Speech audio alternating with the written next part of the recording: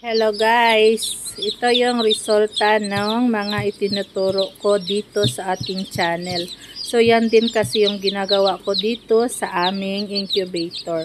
So ayan, may mga nagtatanong kung ano daw po yung percentage ng hatchability dito sa ating incubator. So hindi natin yan masasagot kasi nakadepende talaga kung paano ninyo inaalagaan ang inyong mga breeding materials. So ayan guys, ito yung matagal ko ng customer na very maganda talaga yung result, tsaka magaling talaga sila mag-alaga ng kanilang mga manok. So ayan guys, oh, ito yung ginagawa namin sa aming incubator, yung tinuturo ko lang dyan, yan lang yung sinusunod namin. So ganyan yung magiging resulta kung marunong kayong sumunod dyan sa mga tinuturo natin sa ating mga videos. So, ayan.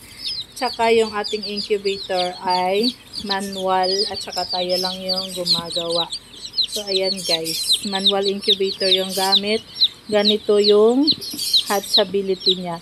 Nakikita ninyo na sobrang active ng mga sisiw at wala kayong makikita mga nagdidikit-dikit na mga balahibo. So, ganyan yung basihan ng healthy na mga sisiw.